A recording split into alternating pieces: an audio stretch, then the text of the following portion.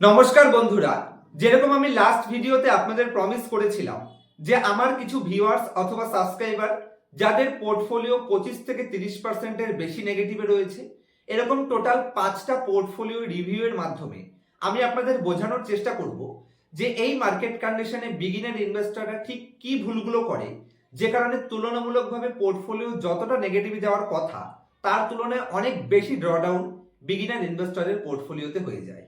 যেরকম আজকের ভিডিওতে শিবু সামন্ত বাবুর পোর্টফোলিওটাকে রিভিউ করব। তার টোটাল 4 লাখ টাকার পোর্টফোলিও বর্তমানে 25% নেগেটিভে বসে আছে। হয়তো বিগিনার ইনভেস্টর হিসেবে আপনারা আপনাদের পোর্টফোলিওতে এরকম কিছু বেসিক ভুলগুলো করছেন, আর কিছু ছোট ছোট ভুলগুলোকে শুধরে নিতে পারলে মার্কেটে তুলনামূলকভাবে আপনি ইজিলি আউট পারফর্ম করতে পারবেন, যেগুলো আমি লাস্ট 1 থেকে 1.5 বছর ধরে বহুবার আপনাদের বোঝানোর চেষ্টা করছি। আপনারা ঠিক সেই ভুলগুলোই বারবার রিপিট করেন, যে কারণে এই 5টা পোর্টফোলিওকে আমি রিভিউ করব।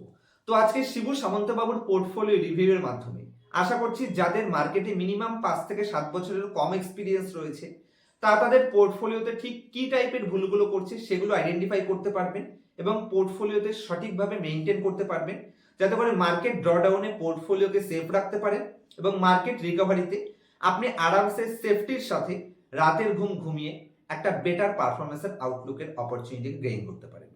তো চলুন এক এক করে তার পোর্টফোলিওর সমস্ত পয়েন্টস রিভিউ করার আগে চ্যানেলে নতুন হলে অবশ্যই চ্যানেলটি সাবস্ক্রাইব করবেন। এবং ভিডিও শুরুতে বলে দিচ্ছি, এই ভিডিওতে যদি স্টক স্পেসিফিক কোনো কোম্পানি নিয়ে আমি একটু বেশি টাইম ডিসকাস করি, সেটাকে কোনো ধরনের বাই অথবা সেল রিকমেন্ডেশন হিসেবে নেবেন না। আমি শুধুমাত্র ইলাস্ট্রেশন পারপাস এবং আপনাদের এক্সপিরিয়েন্স এবং নলেজকে গেইন করানোর জন্য এই পোর্টফোলিওটাকে রিভিউ করছি। আপনারা লাস্টে অবশ্যই আপনার ফিনান্সিয়াল অ্যাডভাইজারের সাথে কনসাল্ট করে তারপর ফাইনাল ডিসিশনে পৌঁছানোর চেষ্টা করবেন। আমি আমার লাস্ট 9 বছরের এক্সপিরিয়েন্স এবং আমার মামার 27 বছরের এক্সপিরিয়েন্সে আমরা মার্কেটে যা এক্সপিরিয়েন্স পেয়েছি বা নলেজ পেয়েছি, সেই হিসেবে আমি আমার পার্সোনাল রিভিউটা আপনাদের দেব যে এই পোর্টফোলিওতে ঠিক শিবু সামন্তবাবু কি ভুলগুলো করেছেন এবং কিভাবে এই পোর্টফোলিওটাকে আবার বেটার পজিশনে নিয়ে যাওয়া যেতে পারে। তো সবার প্রথমে তার পোর্টফোলিও সাইজ হচ্ছে 4 লাখ টাকা, যেখানে তিনি 18খানা কোম্পানি রেখেছেন। কি ভুল করেছেন বা কি শুধরানো দরকার সেটা ভিডিওর লাস্ট পার্টে আমি আমার ওপিনিয়ন শেয়ার করব। তো 4 লাখের পোর্টফোলিওতে 18খানা কোম্পানি রয়েছে, আর বর্তমানে ওনার যা ইকুইটি ক্যাপিটাল তার 85% উপরে উনি ইনভেস্টেড রয়েছে। অ্যাভারেজ 12.5% মতন তার কাছে ক্যাশ রয়েছে, ওই 50,000 টাকা মতন তার কাছে ক্যাশ রয়েছে। তো এখানে কিছু ভুল রয়েছে, কিভাবে শুধরানো যায় সেগুলো কভার করব। চলুন আগে তার পোর্টফোলিওটা আপনার সাথে একবার শেয়ার করি এবং বোঝানোর চেষ্টা করি যে তিনি ঠিক কি ভুল করেছেন। তো আশা করছি আপনারা এখন আমার স্ক্রিনটি দেখতে পাচ্ছেন। তো শিবু সামন্তবাবুর পোর্টফোলিওটা আপনারা স্ক্রিনের উপর দেখতে পাচ্ছেন। লেফট সাইডে কোম্পানির নাম রেখেছেন, তারপরে কোম্পানির অ্যালোকেশন দিয়েছেন, সেই কোম্পানিতে কতটা অ্যালোকেশন রয়েছে, আর নেক্সট রয়েছে সেই কোম্পানিতে তার কতটা প্রফিট বা কতটা লস। যেখানে টোটাল 18খানা কোম্পানি তিনি বর্তমানে ওন করছেন এবং সেই 18খানা কোম্পানিতেই তার লস রয়েছে। লসের বেশ কিছু কারণও রয়েছে, সেগুলো ডিসকাস করবো যে কি ভুল করেছেন। আপনারা আপনাদের পোর্টফোলিওকে যদি রিভিউ করতে চান, যদি লাকি হয়ে থাকেন 5 জনের পোর্টফোলিওর মধ্যে আপনার পোর্টফোলিও থাকে 24 থেকে 25%-এর বেশি নেগেটিভে রয়েছে, তাহলে ঠিক এইভাবে পোর্টফোলিওটা একটা পেজের মধ্যে পাঠাবেন। আমি আপনাদের পোর্টফোলিও রিভিউ করে দেওয়ার চেষ্টা করব, তবে 5টার বেশি পোর্টফোলিও নয়, 5টাই করব এবং তাদের পোর্টফোলিওটাই করব যাদের পোর্টফোলিও অ্যাভারেজ 30% বা 25 থেকে 30% নেগেটিভে রয়েছে। তো ওনার পোর্টফোলিওটা বোঝার চেষ্টা করুন, স্ক্রিন দেখুন এবং বোঝার চেষ্টা করুন ঠিক কোন টাইপের কোম্পানি রয়েছে। সবার প্রথম কোম্পানি রয়েছে এনসিসি এবং সেই কোম্পানিতে তার অ্যালোকেশন রয়েছে 10%, বর্তমানে 48% নেগেটিভ। সব থেকে বড় ভুল করেছে এই জায়গাটাতে। আমি বহুবার আপনাদের বোঝানোর চেষ্টা করেছি একটা স্মল ক্যাপ কোম্পানিতে 3%-এর বেশি অ্যালোকেশন রাখা যাবে না, আর এই কোম্পানিটায় ওনার একটি কোম্পানিতে 10% অ্যালোকেশন রয়েছে টোটাল পোর্টফোলিওর এবং সেই কোম্পানিটা 48% নেগেটিভে রয়েছে, যে কারণে পোর্টফোলিও বর্তমানে এত বড় ড্রডাউন। একটি স্মল ক্যাপ কোম্পানিতে যদি খুব হাই অ্যালোকেশন হয়ে যায়, আর স্মল ক্যাপ কোম্পানি যে কোনো সময় 40-50% পড়তে পারে, তাহলে টোটাল পোর্টফোলিও কিন্তু সার্ভাইভ করবে না, প্রবলেম হয়ে যাবে, মার্কেটের তুলনামূলকভাবে বেশি ড্রডাউন নিতে হবে, খুবই রিস্কি। সেকেন্ড কোম্পানি রয়েছে পিপিএল, প্রকাশ পাইপ লিমিটেড, একটি মাইক্রোক্যাপ কোম্পানি। সেই কোম্পানিতে উনি 9% অ্যালোকেশন রেখেছেন এবং বর্তমানে 46% ডাউন। যদিও এই দুটো কোম্পানি ভালো কোম্পানি, কিন্তু যত ভালোই কোম্পানি আপনি সিলেকশন করুন না কেন, আপনার সব থেকে বেস্ট কোম্পানি আপনার এগেনস্টে গেলে সেক্ষেত্রে প্রবলেম হয়ে যাবে। আপনি মনে করছেন শুধু আপনার পোর্টফোলিওতে কোম্পানি নেগেটিভে যাবে না, ওয়ার্ল্ডের যত সাকসেসফুল ইনভেস্টর ধরবেন বিজয় কেডিয়া ধরুন, আশিস কাচিওলিয়া ধরুন, রাকেশ ঝুঞ্ঝুনওয়ালা ধরুন, প্রত্যেকের পোর্টফোলিও, রাকেশ ঝুঞ্ঝুনওয়ালা তার একটা কোম্পানি থেকে তিনি 148 কোটি টাকা লসও করেছিলেন, কোম্পানির নাম ছিল A to Z, তাতে কোনো প্রবলেম নেই, অ্যালোকেশনে প্রবলেম হবে না। তো পিপিএল কোম্পানিতে 9% অ্যালোকেশন, যেখানে 3% অ্যালোকেশন রাখার কথা সেখানে 9% অ্যালোকেশন। নেক্সট কোম্পানি রয়েছে পাওয়ার মেজ, তারপর কোম্পানি রয়েছে ক্লিন সায়েন্স, প্রাজ, এবার বোঝার চেষ্টা করবেন পয়েন্টসটা, তারপর রয়েছে এনটিপিসি। টোটাল পোর্টফোলিওতে 18খানা কোম্পানির মধ্যে মাত্র একটাই লার্জ ক্যাপ কোম্পানি রয়েছে, সেটা হচ্ছে এনটিপিসি, এবং এনটিপিসিতে অ্যালোকেশন রয়েছে 5%, বর্তমানে 4% নেগেটিভে রয়েছে। ঠিক আছে, অ্যালোকেশন এনটিপিসিতে প্রবলেম নেই। নেক্সট কোম্পানি রয়েছে Aavas finance, Bandhan bank, Aptus, premier energies, Deepak fertiliser, তারপর Transrail lighting, Anthony waste, SG Finserve, Jai Balaji, Som, happiest mind এবং দীপক ফার্টিলাইজার। সব থেকে কম অ্যালোকেশন রয়েছে ওনার হ্যাপিয়েস্ট মাইন্ডে 2.5%। সেই হিসেবে লোয়ের দিকে যে অ্যালোকেশন গুলো 2.5% পারফেক্ট, মানে এমন কোনো ভুল করেনি যে খুব কম এক্সপোজার, মানে 0.1%, 0.2% এরকম টাইপের কোনো এক্সপোজার নেই। তবে পোর্টফোলিওতে ভুলটা কোথায় করেছেন জানেন তো? সবার প্রথম পয়েন্টস, আপনার টোটাল পোর্টফোলিওর বিগিনার ইনভেস্টর যদি হন, মিনিমাম 5 বছরের কম এক্সপিরিয়েন্স রয়েছে এবং মার্কেট থেকে অতীতে বড় প্রফিট যদি না কামিয়ে থাকেন, তাহলে 50% আপনার পোর্টফোলিওকে লার্জ ক্যাপ কোম্পানিতে রাখা উচিত। আর উনি ওনার টোটাল পোর্টফোলিওর মাত্র 5% লার্জ ক্যাপে রেখেছেন, যে কারণে বর্তমানে মার্কেট নেগেটিভ সেন্টিমেন্টে টোটাল পোর্টফোলিও 25% ডাউনে চলে এসেছে। ভয় পাওয়ার বিষয় নেই, পুরো ভিডিওটা দেখুন, বুঝতে পারবেন যে কনসেপ্টটা কি, কিরকম মাইন্ডসেটে এই পোর্টফোলিওটা থেকে রিকভারি করা যেতে পারে এবং কিভাবে এই পোর্টফোলিওটাকে ঘুরে দাঁড়ানো যেতে পারে। তো সবার প্রথম ভুল, লার্জ ক্যাপে এক্সপোজার কম। সেকেন্ড, সমস্ত কোম্পানি আপনি পোর্টফোলিওতে স্মল ক্যাপ রেখে দিয়েছেন, শুধু একটি কোম্পানি বাদ দিয়ে, এনটিপিসি বাদ দিয়ে সমস্ত কোম্পানি স্মল ক্যাপ এবং মাইক্রো ক্যাপ। এটা করা যাবে না। এরকম টাইপের পোর্টফোলিও কখন করতে পারবেন? যদি অলরেডি আপনি মার্কেট থেকে অনেক বড় প্রফিট কামিয়ে রেখেছেন, কিচ্ছু আসে যায় না, পোর্টফোলিও 25, 30, 40% নেগেটিভে গেলে, তাহলেই এই টাইপের পোর্টফোলিও করবেন। দেখুন, এই পোর্টফোলিও রিকভারি করে যাবে, কারণ ওনার পোর্টফোলিওতে বেশ কিছু ভালো কোম্পানি রয়েছে, কিন্তু সব স্মল ক্যাপ। এত রিস্ক নেওয়া উচিত নয়, কারণ মার্কেট আপনার এগেইনস্টে গেলে যদি 50% ডাউনে নিয়ে যায়, কারণ এই টাইপের পোর্টফোলিও 50% ডাউনে যেতে পারে মার্কেট ক্র্যাশে, এমনকি 60% ডাউনে যেতে পারে, তখন তো আপনি মার্কেটে সার্ভাইভ করতে পারবেন না। যে কারণে 50% যদি আপনি লার্জ ক্যাপে রাখেন, তাহলে পরে মার্কেট 25% ডাউনে গেলে আপনি হয়তো 25-30% ডাউনে যাবেন, তো আপনি সার্ভাইভ করার চান্স মার্কেটে অনেক বেশি। এবং সেকেন্ড পয়েন্টস, ওনার টোটাল অ্যালোকেশনের মধ্যে বর্তমানে উনি মাত্র 12% হাতে ক্যাশ রেখেছেন। আমি লাস্ট 1.5 বছর ধরে বহুবার ডিসকাস করছি যে এক্সপোজার কমানোর চেষ্টা করুন। আমি শুধু একবারই বলেছি 100% ইনভেস্ট থাকতে, কখন? যখন ইন্ডিয়া পাকিস্তান যুদ্ধ হচ্ছে, এবং তারপরে 1-1.5 মাস পর আমি বলেছি প্রফিট বুকিং করা দরকার, এক্সপোজার হাতে ক্যাশ রাখা উচিত। তো এই দুটো ভুল করেছেন, যে এক্সপোজার মেনটেন করেননি, স্মল ক্যাপে অতিরিক্ত হাই এক্সপোজার দিয়েছেন এবং লার্জ ক্যাপে ওনার কাছে কিছু নেই। চলুন এবার ওনার পোর্টফোলিওকে কিভাবে উনি ঘুরে দাঁড়াতে পারেন এই পোর্টফোলিও থেকে আমার সাজেশন আমি দেওয়ার চেষ্টা করব, যদি এরকম টাইপের পোর্টফোলিও কারোর থাকে। তো সেক্ষেত্রে সবার প্রথম ভুলগুলো কি কি করেছে বলি। লার্জ ক্যাপে এক্সপোজার নেই, অ্যালোকেশন উনি ঠিকঠাক করেননি, একটা স্মল ক্যাপে 3% বেশি এক্সপোজার রাখা যাবে না, একটি লার্জ ক্যাপে 4% বেশি অ্যালোকেশন রাখা যাবে না। স্মল ক্যাপে 2.5% রাখলেও চলে, তবে এর বেশি করেন না বিগিনার ইনভেস্টর হিসেবে।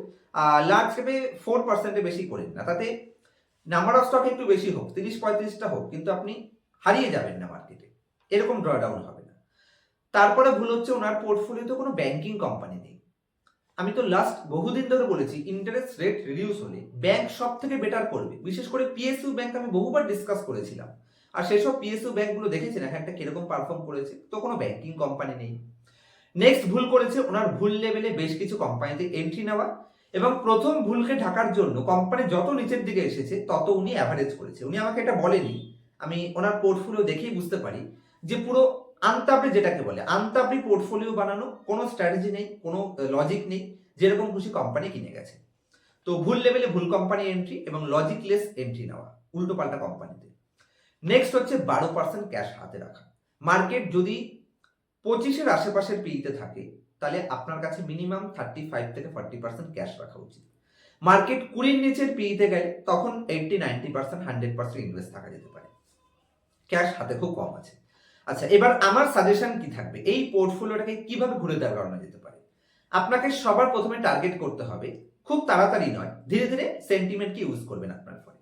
লার্জ ক্যাপে এক্সপোজার বাড়ানোর চেষ্টা করুন, কারণ রিটার্ন সবার আগে নয়।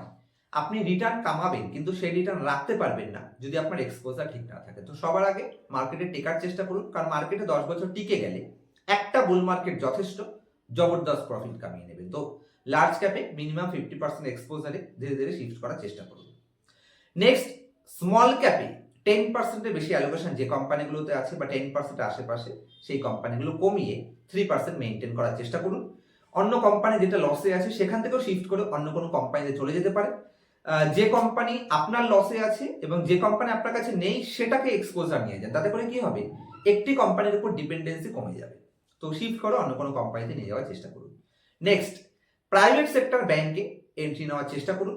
এক্সাম্পল হিসেবে কোনো ধরনের রিকমেন্ডেশন নয়, কোটাক মাহিন্দ্রা ব্যাংকের মতন কোম্পানি দেখতে পারেন, এসব কোম্পানিগুলো গ্রেট পজিশনে রয়েছে। ওরকম টাইপের কিছু নন পিএসইউ ব্যাংকে এন্ট্রি নেওয়ার চেষ্টা করুন, কারণ পিএসইউ ব্যাংক অলরেডি ভালো করেছে, এক্ষেত্রে নন পিএসইউ ব্যাংক ভবিষ্যতে ভালো করার চান্স রয়েছে, তবে ভ্যালুয়েশন দেখে এন্ট্রি করবেন। কিছু ফার্মা সেক্টরের স্টক অবশ্যই পোর্টফোলিওতে রাখতে হবে। আপনার পোর্টফোলিওতে কোনো ফার্মা কোম্পানি নেই, যেরকম লুপিনের মতন কোম্পানি দেখতে পারেন বা ডক্টর রেড্ডির মতন কোম্পানি যারা ভালো পরিমাণে ডিসকাউন্টেও আছে, কোনো রিকমেন্ডেশন নয়। নেক্সট, সেফ স্টক যেরকম কনজিউমার কোম্পানি আপনার পোর্টফোলিওতে কিছু নেই। তো মিসেস ব্যাক্টোস ফুডের মতন কোম্পানি দেখতে পারেন বা ইলেকট্রনিক কনজিউমার কোম্পানি দেখতে পারেন, ক্রমটন গ্রেভসের মতন এই টাইপের কনজিউমার, সেটা যে কোনো কনজিউমার হতে পারে, ফুড প্রোডাক্ট হতে পারে বা ইলেকট্রনিক কনজিউমার হতে পারে, যেগুলো আমরা নিত্য দিনে যে সমস্ত প্রোডাক্টগুলো আমরা ইউজ করি সেই টাইপের কোম্পানি রাখুন। এবং অটো অ্যান্সিলারি কোম্পানি যদি পোর্টফোলিওতে রাখতে পারেন, ভবিষ্যতে অটো ইন্ডাস্ট্রিও আমার মনে হয় ভালো করতে পারে।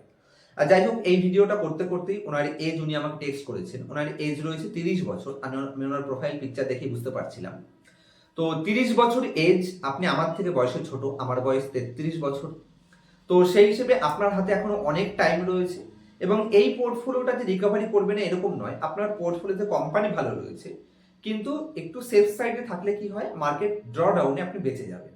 তো সেই হিসেবে আমি যেই সাজেশনগুলো দিলাম এগুলো যদি আপনি মেনটেন করতে পারেন, অ্যালোকেশন মেনটেন করুন, আশা করা যায় ভবিষ্যতে ভালো করতে পারবেন।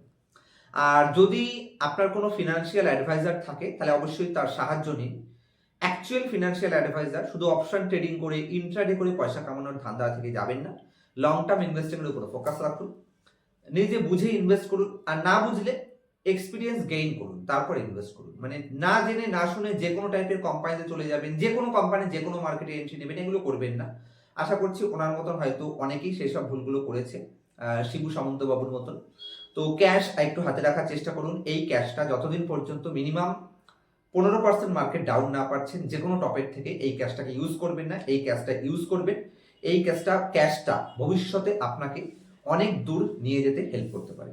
তো যাই হোক, ফাইনালি আমি এটুকু বলতে পারি, 30 বছর বয়স, হাতে আপনার অনেক সময় রয়েছে, কোনো তাড়াহুড়ো নয়। নেক্সট 10 বছরের মধ্যে মার্কেট একটা বড় বুল মার্কেটের সুযোগ আপনাকে দেবে ধরার জন্য, যেখানে মার্কেট ডাউনে আপনি ক্যাপিটালটাকে ইউজ করবেন। এখন আপাতত ক্যাশ রিজার্ভে রাখার চেষ্টা করুন, সেটাকে লিকুইড ফান্ডে রাখুন অথবা কন্টিনিউয়াসলি কোয়ালিটি আইপিওতে অ্যাপ্লাই করার চেষ্টা করুন। আপনার কোনো ফিনান্সিয়াল অ্যাডভাইজার থাকলে তার কাছ থেকে সাজেশন নিন, তবে অ্যাকচুয়াল ফিনান্সিয়াল অ্যাডভাইজারের সাজেশন নেবেন। আর মার্কেটকে সিরিয়াসলি নেওয়ার চেষ্টা করুন। যদি মার্কেট নিয়ে ছেলেখেলা করার চেষ্টা করছেন তাহলে অ্যাভয়েড করুন, মার্কেট ছেড়ে অন্য কোথাও চলে যান। আর সিরিয়াসলি যদি মার্কেট নেন তাহলে মার্কেট শিখুন, শিখে তারপর ইনভেস্ট করুন। অবশ্যই লং টার্মে ওয়েলথ ক্রিয়েশনে হেল্প করতে পারে এই মার্কেট। দেখা হবে নেক্সট ভিডিওতে। আপনাদের যদি পোর্টফোলিও বড় ড্রডাউনে থাকে, আপনারা আমার সাথে আপনার পোর্টফোলিও রিভিউ করে নিতে পারেন। শুধুমাত্র 5টা পোর্টফোলিওই আমি রিভিউ করব, যেখানে আমার হোয়াটসঅ্যাপ নাম্বারে আপনারা কমেন্টস করতে পারেন। আমি জাস্ট 5খানা পোর্টফোলিও নেব, অলরেডি একটা পোর্টফোলিও হয়ে গেছে। তবে অবশ্যই মাথায় রাখতে হবে, আপনার পোর্টফোলিও 25 থেকে 30% নেগেটিভে থাকলে তাহলেই আমি রিভিউ করব, কারণ ম্যাক্সিমাম যাদের সাপোর্টের প্রয়োজন আমি তাদের পোর্টফোলিওটাতেই সাপোর্ট দেওয়ার চেষ্টা করব।